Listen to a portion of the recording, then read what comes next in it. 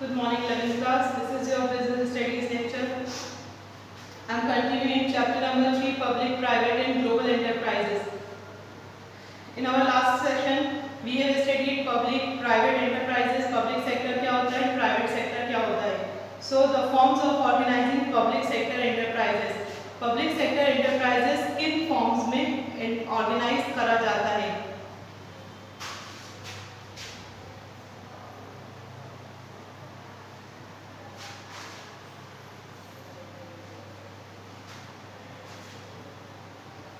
Forms of organizing public sector enterprises को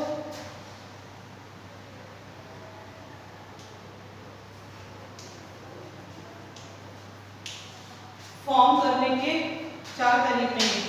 एक होता है departmental enterprise, then public corporation और statutory corporation, government companies and boards. There are four types of public forms of public sector enterprise. Public sector enterprise को form करने के चार तरीके हैं. So let us discuss them in detail. The first one is departmental undertaking. Departmental undertaking, as its name suggests, कि कोई भी undertaking का एक department बना दिया गया अलग से.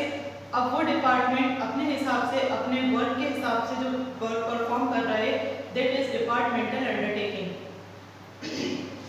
The enterprise which are organized and controlled and financed by the central or state government like other government departments are called departmental undertaking. कोई भी enterprise को control कर रहा है, finance कर रहा है या guide कर रहा है कोई भी state या central government, जैसे दूसरी government departments को कर रहा है उसी तरह से इस government department कोई भी department को कर रहे हैं, that is known as departmental undertaking. Such undertaking are run by the ministry through civil servants. ये जो है एक मिनिस्ट्री को रन करती है. डिपार्टमेंटल अंडरटेकिंग जो है एक मिनिस्ट्री है, मिनिस्ट्री अपॉइंट करी जाती है, सिविल सर्वेंट्स अपॉइंट करे जाते हैं, वो लोग इसे रन करते हैं. बट पूरा कंट्रोल जो है उसका वो गवर्नमेंट के ऊपर होता है. पूरी तरह से गवर्नमेंट उन्हें मैनेज करती है. वो अपने हिसाब से अपने तरीके से कोई उसके ऊपर डिसीजंस नहीं ले सकते. They are wholly owned by the government and all policy matters are decided by the concerning ministry according to the general policy laid down by the parliament. पूरा तरह से गवर्नमेंट के कंट्रोल में होते हैं. जो भी पॉलिसी कंसर्निंग मिनिस्ट्री को मिली गई है वो पूरी पॉलिसी जो है वो पार्लियामेंट डिसाइड करती है और उस पॉलिसी के ऊपर मिनिस्ट्री जो है वो ऑर्डर्स देती है सिविल जिनको जॉब दी गई है उनको, और वो सिविल ऑनर्स जो है सिविल सर्वेंट्स जो हैं वो उसके ऊपर वर्क परफॉर्म करते हैं. Profit and losses undertaking go to the tax payer. Profit और लॉस जो है वो टैक्स पेयर को जाता है, टैक्स पेयर अकाउंट में जाता है, गवर्नमेंट के अकाउंट में जाता है. डिपार्टमेंटल एंटरप्राइज कौन कौन से होते हैं? Railways, post and telegraph. क्या है ये अलग डिपार्टमेंट है रेलवेज का, वो सिर्फ रेलवे के लिए डील करते हैं. पोस्ट एंड टेलीग्राफ, इसका अमाउंट भी टैक्स पेयर में जाता है. Public work department, ordnance factories हैं जो गवर्नमेंट चला रही है, internal coach factories, precision instrument factory, atomic energy provide. तो ये सारी फैक्ट्रीज और सारी ऑर्गेनाइजेशन डिपार्टमेंट्स जो हैं यहाँ पर वर्क जो है सिविल सर्वेंट करते हैं, मतलब पब्लिक में से जॉब दी जाती है. बट वो जो वर्क करते हैं वो पूरे गवर्नमेंट के रूल्स रेगुलेशन पे करते हैं, वो अपने हिसाब से काम नहीं कर सकते. They are assigned to a particular job and they have to do their job. They can not give any decision और suggestion on the particular problem. कोई भी प्रॉब्लम के ऊपर ना वो सजेशन दे सकते, ना वो अपने डिसीजन अपने हिसाब से ले सकते. उन्हें पूरी तरह से गवर्नमेंट के कंट्रोल में काम करना होता है. That is known as departmental undertaking. Okay, now the salient features of departmental undertaking.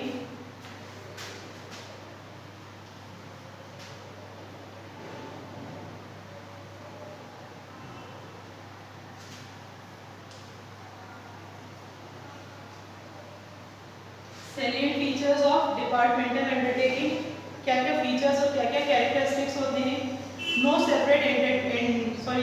Departmental enterprise अपनी अलग की कोई एंटिटी एंजॉय नहीं करता, वो एक गवर्नमेंट एस्टेब्लिशमेंट का पार्ट होते हैं और पर्टिकुलर मिनिस्ट्री से अटैच. जैसे एक रेलवे मिनिस्ट्री बना दी गई है, अब रेलवे मिनिस्ट्री जो है उनका कोई अलग डिपार्टमेंट नहीं है, वो कहीं की भी रेलवे हो, वो एक मिनिस्ट्री है, वो उनको गाइड कर रही है, उन्हें उस गाइडलाइन के ऊपर अपने वर्क को परफॉर्म करना पड़ रहा है.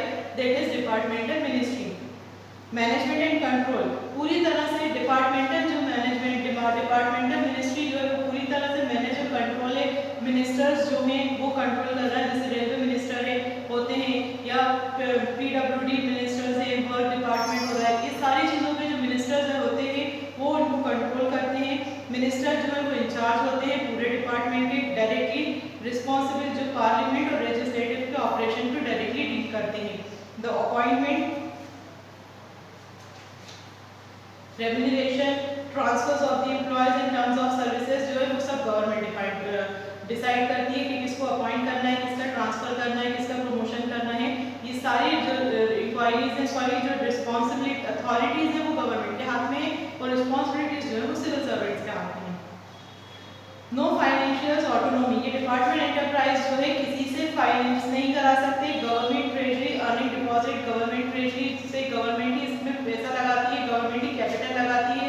डिपार्टमेंटल इंस्टीट्यूशन जो है वो खुद से किसी से फाइनेंस नहीं ले सकते या अपना खुद का फाइनेंस नहीं लगा सकते। The amount required to meet the operation expenses from the government treasury, और जो भी अमाउंट कोई भी एक्सपेंसेस ऑपरेशन को आगे बढ़ाने के लिए जो भी एक्सपेंसेस जो भी खर्चा आ रहा है वो भी गवर्नमेंट जो है उनकी गवर्नमेंट ट्रेजरी से उसका अमाउंट किया जाता है, किसी पर्सनली किसी से परचेज बोरो नहीं करा जाता। अकाउंटिंग कंट्रोल, डिपार्टमेंट एंटरप्राइजेस जो है वो बजटरी अकाउंटिंग के होते हैं, पहले से बजट तैयार, जैसे रेलवे टिकट से उसकी प्राइस फिक्स हो गई, रेलवे में क्या क्या चेंजेस आने हैं वो फिक्स हो गया, तो ये सब चीज़ें पहले से ही फिक्स हो जाती है। तो ऑडिट कंट्रोल जो है वो सब गवर्नमेंट के डिपार्टमेंट करते हैं, कोई पर्सनली इसके लिए ऑडिट कंट्रोल नहीं है। फॉर्मेशन, अंडरटेकिंग जो है गवर्नमेंट फॉर्म कर रही है और एक पर्टिकुलर इंडस्ट्री होती है, these enterprise have no borrowing powers, और ये किसी भी इंस्टीट्यूशन से या किसी भी पर्सन से बोरो नहीं कर सकते। तो सारा फंड, सारा कैपिटल जो है वो गवर्नमेंट ट्रेजरी से ही जाता है। Now merits of departmental enterprises.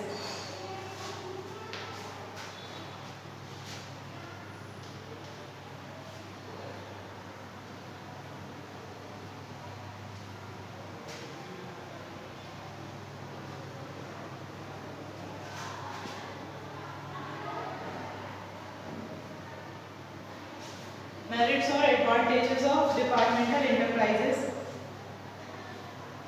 Easy formation, departmental enterprises को इजीली सेटअप करा जा सकता है क्योंकि ये गवर्नमेंट सेट कर रही है। जब गवर्नमेंट कोई भी डिपार्टमेंट सेट करती है तो उसके लिए कोई लीगल फॉर्मेलिटीज या रजिस्ट्रेशन इन सब चीज़ों की जरूरत नहीं होती। तो इट नीड्स कोई registration, birth of administrative decision, जब भी गवर्नमेंट ने कोई भी एडमिनिस्ट्रेटिव डिसीजन लिया कि ये डिपार्टमेंट हमें सेटअप करना है, गवर्नमेंट उसे जब चाहे उसे सेटअप कर सकती है, कभी भी कोई चीज़ की जॉब निकाल के पब्लिक सर्वेंट्स उसमें सिविल सर्वेंट्स को अपॉइंट करके कोई भी डिपार्टमेंट सेट कर सकती है। गवर्नमेंट कंट्रोल, डायरेक्टली गवर्नमेंट के कंट्रोल में है। Hence the objective laid down by the government can easily be achieved, जो भी गवर्नमेंट ने ऑब्जेक्टिव्स बनाए हैं तो गवर्नमेंट उसे अचीव भी कर सकती है क्योंकि उस पर पूरा कंट्रोल गवर्नमेंट का होता है, मिनिस्ट्री का होता है, कोई भी सिविल सर्वेंट का इस पर कंट्रोल नहीं होता। सीक्रेसी, गवर्नमेंट अपने जो भी पॉलिसीज बनाती है कोई भी डिपार्टमेंट इंस्टीट्यूशंस को लेकर तो वो पॉलिसी सीक्रेट रहती है, गवर्नमेंट उसे जरूरी नहीं है पब्लिश करे, पब्लिक करना गवर्नमेंट के लिए जरूरी नहीं है, अपने जो भी ऑब्जेक्टिव्स हैं वो सारी चीज़ों को सीक्रेट रख सकती है। Public accountability, the departmental undertaking is accountable to the parliament through the ministry concern, hence the managers always remains alert. Public accountability मतलब डिपार्टमेंटल अंडरटेकिंग जो है उनको अकाउंटिंग किसको प्रेजेंट करना है, मिनिस्ट्री को प्रेजेंट करना होती है, जो कंसर्न मिनिस्ट्री है, जिस डिपार्टमेंट जिसके अंडर जिस मिनिस्ट्री के अंडर एक डिपार्टमेंटल इंस्टीट्यूशन वर्क कर रहा है उनको ये सर्विस प्रोवाइड करते हैं। तो इसमें हेल्थ मैनेजर जो है हमेशा अलर्ट रहते हैं डिपार्टमेंट अकाउंटेबिलिटी के लिए, पब्लिक अकाउंटेबिलिटी के लिए। No scope of misuse of the funds, जो भी फंड्स है, जो भी मिनिस्ट्री के फंड्स है या गवर्नमेंट ट्रेजरी के फंड्स है उनका कोई मिसयूज नहीं होता। गवर्नमेंट पूरा कंट्रोल इसके ऊपर गवर्नमेंट का रहता है। तो गवर्नमेंट जब अपना फंड यूज करती है तो उसका फुल यूटिलाइजेशन होता है, कोई भी एक्स्ट्रा एक्सपेंसेस, अनअवॉइडेबल एक्सपेंसेस इसमें कैरी नहीं करे जाते। तो यहाँ पर डिपार्टमेंटल इंस्टीट्यूशन में इट इज मस्ट कि किसी भी चीज़ का मिसयूज, किसी भी फंड्स का मिसयूज ना हो। No scope social and economic justice, government जो है इकोनॉमिक और सोशल जस्टिस मेंटेन करके चल सकती है। इकोनॉमिक इन द सेंस कि जो भी इसका अमाउंट है, जो भी इसका कैपिटल है उसको सही तरह से यूज करा जाए इकोनॉमिक वे में। जो भी डिपार्टमेंट मिनिस्ट्री है उस मिनिस्ट्री में जितना भी अमाउंट लगाया जा रहा है, जितना भी गवर्नमेंट का फाइनेंस लगाया जा रहा है उसका पूरी तरह से यूटिलाइजेशन हो, तो एक इकोनॉमिक वे में हो कि एक्स्ट्रा जाए तो इकोनॉमिक वे में चलेगा। जब ये इकोनॉमिक होगी तो ग्रोथ होगी डेवलपमेंट की, गवर्नमेंट का डेवलपमेंट होगा और इसको पूरी तरह से पब्लिक वेलफेयर के लिए यूज करा जाता है। Demerits of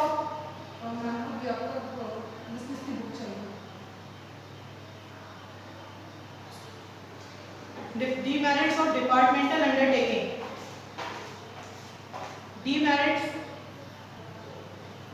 Demerits of departmental undertaking. Demerits क्या है? So if there are some advantages, there are disadvantages too.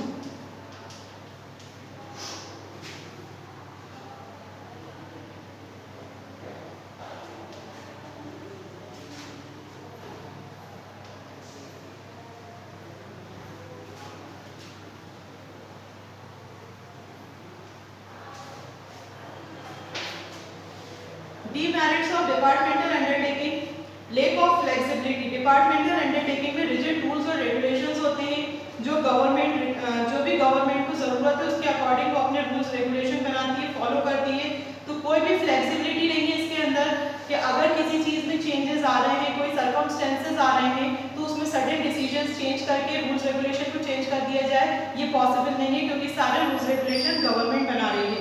तो रिजिड रूल्स और रेगुलेशन जो है वो रिजिड है, वो फ्लेक्सिबल नहीं है।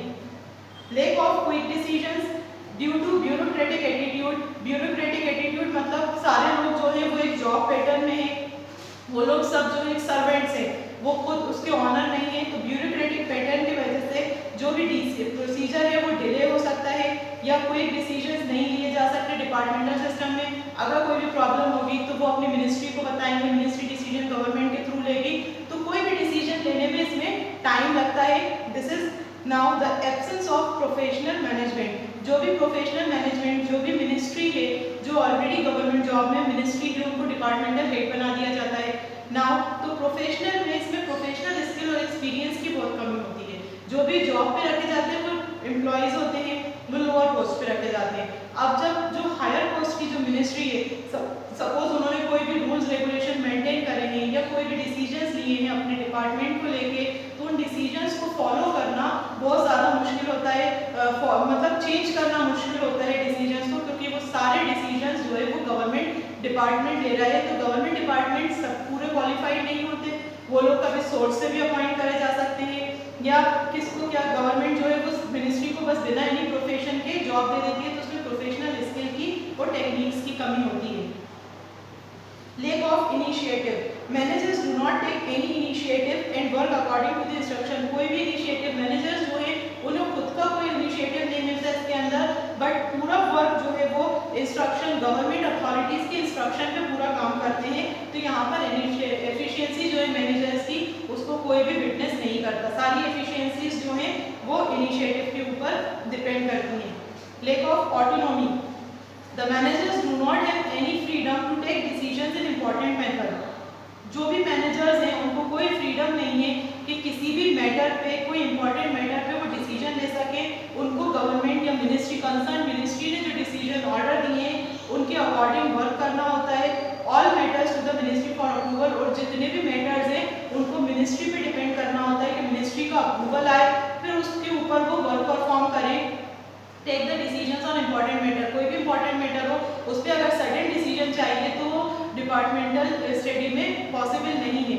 सारे डिसीजन जो है गवर्नमेंट के मिनिस्ट्री के रहते हैं। तो जो भी जो एम्प्लॉयर्स हैं, जो सर्वेंट्स हैं, उन्हें उस पर वर्क करना पड़ता है, उन्हें वेट करना पड़ता है। गवर्नमेंट का पूरे मैटर्स उनसे डिस्कस करते हैं, फिर उसके ऊपर जो सोल्यूशन चाहिए होते हैं वो उसके अप्रूवल का वेट करते हैं, उसके बाद वो डिसीजन लेते हैं। Predominance of political consideration. Departmental undertaking में जो ऑपरेशन है वो पॉलिटिकल कंसीडरेशन ऑब्वियसली जब गवर्नमेंट उसको कंट्रोल कर रही है तो पॉलिटिक्स पे डिपेंड कर रहा है rather than business consideration. Business consideration से ज़्यादा पॉलिटिकल कंसीडरेशन पे डिपेंड कर रहा है कि क्या पॉलिटिक्स चल रही है, पॉलिटिक्स के अकॉर्डिंग पब्लिक के लिए क्या डिसीजंस लिए जा रहे हैं। So these are the departmental enterprises. Suitability of departmental enterprises. The form of departmental organization is suitable in the following field. Departmental organisation कुछ फील्ड में ही सुइटेबल है। Undertaking atomic energy, defence production, जो atomic energy बनाई जा रही है या डिफेंस के प्रोडक्शन हो रहे हैं जहां पर सीक्रेसी की बहुत जरूरी है, वो डिपार्टमेंटल अंडरटेकिंग में होता है। पब्लिक यूटिलिटी सर्विसेज जैसे ब्रॉडकास्ट हो रहा है या कम्युनिकेशन हो रहे, जहाँ गवर्नमेंट कंट्रोल पूरी तरह से ज़रूरी होता है।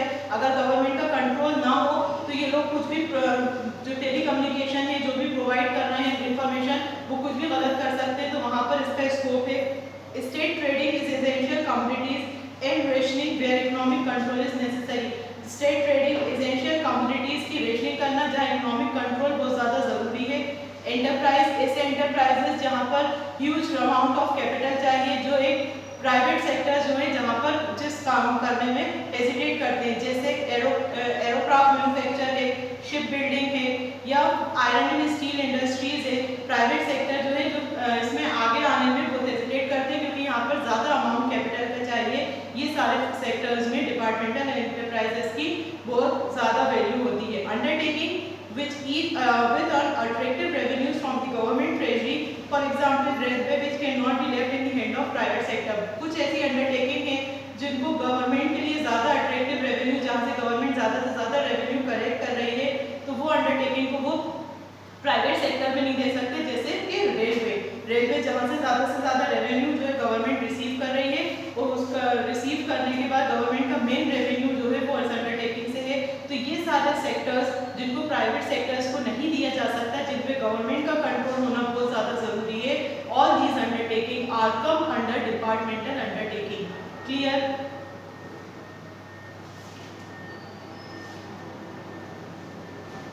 नाउ पब्लिक कॉर्पोरेशन और स्टैट्यूटरी कॉर्पोरेशन।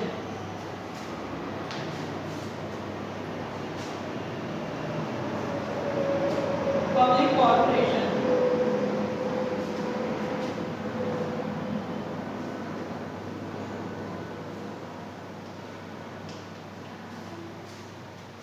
पब्लिक कॉर्पोरेशन जो पब्लिक के लिए कॉर्पोरेट करा जाए। पब्लिक कॉर्पोरेशन और स्टैट्यूटरी कॉर्पोरेशन भी mean an autonomous organisation. Public और स्टैट्यूटरी कॉर्पोरेशन एक ऑटोनोमस ऑर्गेनाइजेशन है जो एक स्पेशल स्टेट्यूट में बनाया गया है। पार्लियामेंट एंड स्टेट लेजिस्लेटिव में power, duties, function, privileges and patterns of management of public corporation are defined by the special act. जो भी पावर्स हैं, ड्यूटीज हैं या इसके फंक्शंस हैं, ये सारी चीजें जो है पब्लिक कॉर्पोरेशन में स्पेशल एक्ट में डिफाइन करी गई हैं। पब्लिक कॉर्पोरेशन में जो पब्लिक के फायदे के लिए होती है, that is life insurance corporation, general insurance corporation, air India public corporation में आती है, और रेलवे हमारा डिपार्टमेंटल कॉर्पोरेशन में आता है। State Bank of India, oil and natural gas employ state, ये सारी चीजें जो है पब्लिक कॉर्पोरेशन में आती हैं। Now the salient features of public corporation.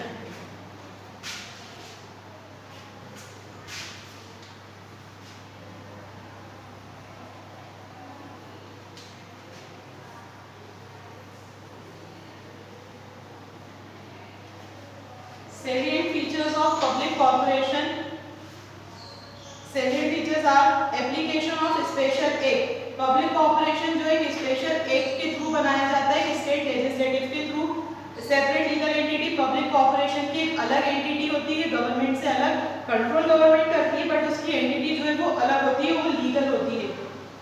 वो किसी को भी सू कर सकती है, मतलब किसी पे भी केस कर सकती है, कोई भी उसके ऊपर केस कर सकता है। Management and control, public corporation manage and control by the board of directors, और वो बोर्ड ऑफ डायरेक्टर्स जो है वो गवर्नमेंट अपॉइंट करती है। फाइनेंसिंग, पब्लिक कॉर्पोरेशन को पूरा फाइनेंस जो है गवर्नमेंट प्रोवाइड करती है। ये उसके अलावा ये गवर्नमेंट से फंड्स को बोरो भी कर सकते हैं public corporation. It has authority to use revenue to meet its expenditures, वो पब्लिक कॉर्पोरेशन जो है वो उनके रेवेन्यू को अपने खर्चों के लिए भी यूज कर सकते हैं। सपोज जो इनकम उन्हें रिसीव हुई है, उस इनकम में से अगर कोई जैसे एयरक्राफ्ट है, लाइफ इंश्योरेंस कॉर्पोरेशन है, उन्हें जो इनकम मिली है उससे अगर अपने एक्सपेंसेस है, कॉर्पोरेशन के एक्सपेंसेस को भी इनकम में से कवर अप कर सकते हैं। डिपार्टमेंटल इंस्टीट्यूशन ये काम नहीं कर सकते। डिपार्टमेंटल अंडरटेकिंग का पूरा हैंडओवर गवर्नमेंट के हाथ में होता है।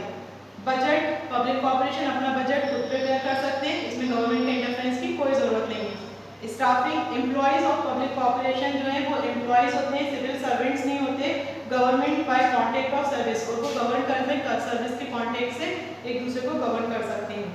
सो these are the characteristics of public corporation. Now the merits of public enterprises.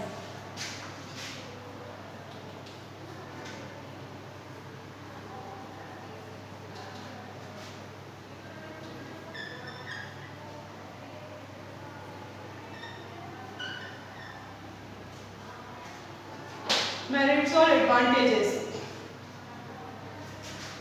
Autonomous body, public corporation जो एक ऑटोनोमस बॉडी है, ये सारे अफेयर्स को फ्रीडम से इनिशिएटिवली अचीव कर सकता है। Flexibility without content interference of the government, इसमें गवर्नमेंट का कोई इंटरफेरेंस नहीं होता, ये डायरेक्टली इसको अचीव कर सकते हैं। Efficient working, efficiency of the employees जो है इम्प्रूव करते हैं, बिकॉज इसमें गवर्नमेंट डिपार्टमेंट का बहुत कम इंटरफेरेंस होता है, तो ये ज़्यादा डील कर सकते हैं। Freedom in taking decision, public department में पब्लिक ऑनर जो है, पब्लिक एंटरप्राइजेस को पूरा हक होता है, तो कोई भी डिसीजन ले सकते हैं, उन्हें गवर्नमेंट की या मिनिस्ट्री के अप्रूवल की जरूरत नहीं होती।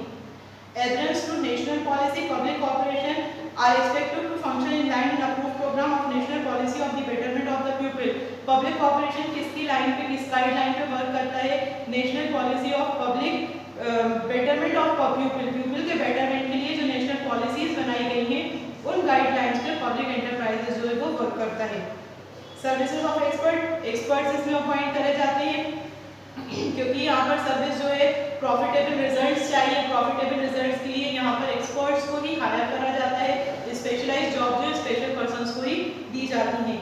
Public services, public corporation provide services for the welfare of the public at large, public corporation जो है सर्विसेज प्रोवाइड करता है वेलफेयर के लिए। Now demerits of public corporation.